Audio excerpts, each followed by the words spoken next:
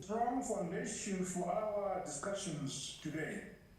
The situation in Eastern DRC is not getting better, it is getting worse. And therefore, it is a source of concern, not just for DRC as a country, but all of us in the East African community and SADC, because it has the potential to spill over into our countries with the attendant serious consequences of displacement of people, loss of life, and the challenges of instability that it will come with it. And therefore, I want to thank all the heads of state who have demonstrated their commitment by attending this virtual meeting. It is a confirmation that we are all concerned, rightfully, about the situation in our neighborhood, and all of us are taking steps to see to it that we do everything that we can to resolve the issue in Eastern DRC to the best of our ability. Allow me, Excellencies, also to commend and congratulate our two brothers, President Felix Tshisekedi and President Kagame, for a face-to-face engagement that they have had in the last few days. Again, a clear demonstration on their part that they are equally committed to seeing to it that we resolve the matters in Eastern DRC and also that affect our countries and our region. Number three, let me commend our defense chiefs who have had several meetings in preparation for the summit, and also our ministers of defense and ministers of foreign affairs for the preparations they have undertaken to facilitate us having this meeting. The primary objective of which will be to discuss the report of our ministers of foreign affairs and defense that was informed to a great extent by the meetings of the defense chiefs. I think this evening is a very important meeting, and there are expectations from the people of DRC, from the people of our region, on the outcome of this meeting. And I want to encourage all of us to do whatever it is that we can to provide leadership in the matters that concern us and the matters that are on the agenda this evening. Thank you very much. Now, first, we need to understand the background of this legal proceeding. There was a judgment that was given by the High Court on the 9th of February this year, and which judgment was based on a petition that had been lodged by some people claiming to be supporters and members of Jubilee Party, and by extension therefore Azimio, and who sought principally that the Speaker's ruling that had been made in October 2022 be nullified for the reason that, in their view, the Speaker mistakenly granted the position of majority leader to the Kenya Kwanza Alliance as opposed to Azimio. And of course, among the other issues that arose in those High Court proceedings was the periphery question of whether the Speaker of the National Assembly can hold his position as well as that position of other political parties, including that of the Kenya Kwanza Majority Alliance. Now, the matter came up for judgment on 9th of February this year, where the High Court agreed with the petitioners and nullified the Speaker's ruling that had slotted the Kenya Kwanza Alliance as the majority party in the National Assembly.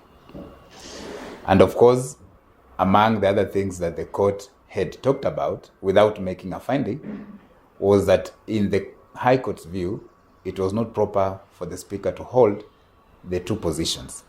But the court went ahead and did that as a by the way. In other words, it's called obiter dictum, where there was no final decision made on that matter. Now, going forward, the National Assembly, which was the substantive party before the High Court, was aggrieved by the decision of the High Court and appealed to the Court of Appeal. Among other appellants who were aggrieved by the High Court decision, including political parties that had been adversely mentioned in the High Court judgment. At the Court of Appeal, other than filing the substantive record of appeal, the parties, including the National Assembly, also filed an application for stay, seeking principally to stay the High Court decision that had nullified the Speaker's decision on the majority leadership in the House. Now, before that application for stay could be heard, the Speaker of the National Assembly went ahead and made a subsequent, which I would want to call a second ruling, on the subject of the majority leadership in the House. And in the Speaker's view, the position remained the same, being that based on the prevailing circumstances that February, still the Kenya Kwanza Alliance remained with the majority members in the House. And that ruling of the Speaker stands to date. Nobody has gone to challenge that decision in court, and no court has pronounced itself nullifying or otherwise disagreeing with the position of the Speaker as to the current position or answer to the question of who is the majority in the National Assembly. Now, back to the Court of Appeal, the application for stay was heard and a determination was made on the 21st of March this year. And of importance to note is that the Court of Appeal took note of the fact that although, yes, there were disruptions in the National Assembly proceedings based on the High Court decision, those disruptions have not paralyzed the proceedings of the National Assembly. And therefore, in their view, the appeals that have been filed, which are more than 5 in number, against the High Court decision, cannot be rendered nugatory if the Court of Appeal were not to grant the stay. Because one of the fundamental grounds that had been raised at the Court of Appeal in seeking the stay was that the National Assembly proceedings were almost coming to a halt. But then the Court of Appeal disagreed with that, and it said in any event, the National Assembly proceedings are ongoing despite the small acrimony that had been witnessed. The second issue that arose was whether the Court of Appeal ought to stay the High Court judgment based on its, by the way, notes on the decision of the Speaker to continue holding the position of the party leadership at the same time as the Speaker of the National Assembly. The Court of Appeal made a very interesting and correct decision that, in their view, the High Court, nowhere in its judgment, made a final order demanding that the Speaker either vacates office as the Speaker of the National Assembly or as the party leader of Ford Kenya or as a co-principal of the Kenya Kwanza coalition. And therefore, in the view of the Court of Appeal, there's absolutely no threat to the Speaker of the National Assembly because no decision have been taken by the High Court regarding his holding of the dual role as the Speaker of the National Assembly and a political party player in the Kenya Kwanza Alliance. And therefore, the Court of Appeal said that if there is anything that then will arise, even including the would-be contempt proceedings, then those issues will be dealt then, as opposed to bringing those issues before the Court of Appeal. And therefore, the status as is as follows.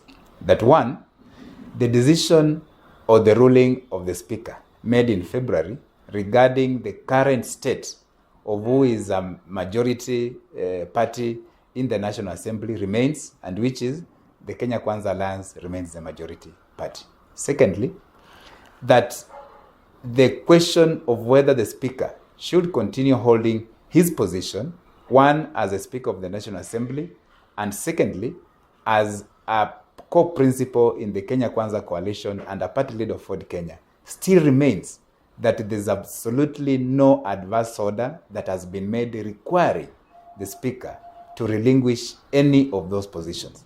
And therefore, we do not expect any confusion on what the Court of Appeal said, neither do we expect any confusion on the political leaders' position in the country as regards the Kenya Kwanza coalition, as well as other coalitions or players in the country. What the Court of Appeal said is that yes, it has noted that there are serious grounds of appeal that had been raised by the National Assembly challenging the decision of the High Court. And one of the grounds that have been raised is the question of whether the High Court would have been right in saying that when Kenyans go to the ballot, for instance, in this case, in August 2022, whatever decision they made regarding the MPs and their respective political party coalitions, that position remains static. In other words, it does not change at any point in time prior to the next election or in between until the next elections are held. Now, the position we've taken to the Court of Appeal is this, that decision or that thinking cannot be right, for the reasons that, first, the Constitution allows or grants a right of association, that at any point in time, a person or a political party has a right to associate with whichever person or party they intend to. And if you are to say, for instance, that if I associate with Kenya Kwanza or Azimio at the previous election being 2022, and I want to change my mind to associate with another political party or political coalition, that right is taken away by the mere fact of how I voted in 2022. That cannot be right.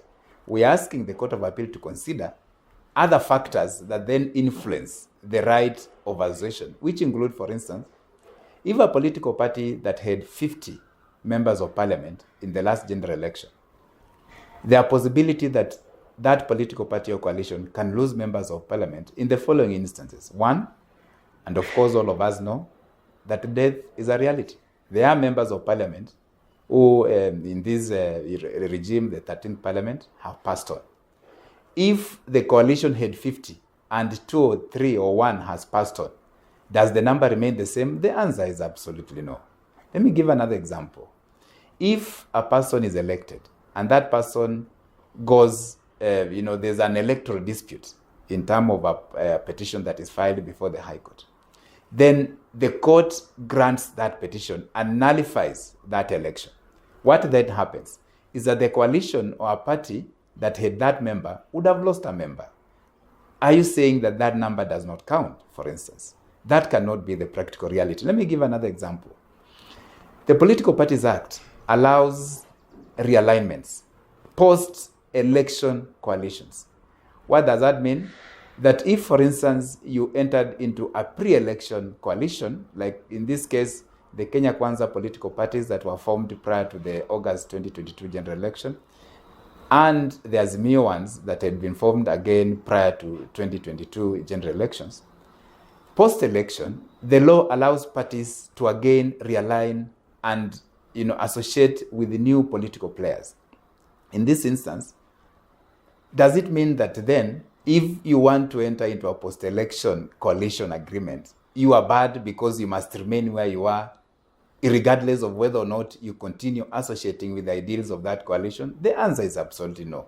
A person or a political party is allowed to shift depending on the political realities or the interests of that person or the political parties. And that's why, for instance, the law allows a coalition partner to withdraw from a political coalition. Let me give an example. NARC Kenya has withdrawn from Azimio coalition. Are you saying, therefore, that NARC Kenya has no right to associate with any other political party merely because of them having signed an agreement with Azimio pre-election? The answer is absolutely no. And therefore, the position, and we expect that then the Court of Appeal would consider this positively, the position is that a person having been elected on a particular political party, have a right to associate thereafter with another coalition based on their interest at that particular time. And these are arguments that we are raising before the Court of Appeal. Happily, the Court of Appeal has ordered or directed that the appeals be fast-tracked, and we expect that the Court of Appeal will be able to answer those questions positively, as is expected. I want to make this very clear, that whereas the petitioners in the High Court had gone to court and sought specifically that the court does declare who is the majority and minority in the National Assembly, the High Court expressly dismissed that prayer. In other words, it declined to grant that prayer. And that then means that the High Court was alive to the fact that the only person who has power to declare or pronounce him or herself over who is the majority or minority in the National Assembly is the Speaker of the National Assembly. And therefore, when the court nullified the October ruling of the Speaker on majority and minority, the question went back to the same constitutional person with the Speaker to answer the question of who is the majority and minority. And what did the Speaker do? He looked at the prevailing circumstances, looked at the documents, including those documents from the register of political parties, and pronounced himself that Kenya Kwanza remains the majority. There's absolutely no court order that had restrained the Speaker from pronouncing himself as to is the majority or minority. In fact, what the High Court did is that it created a vacuum.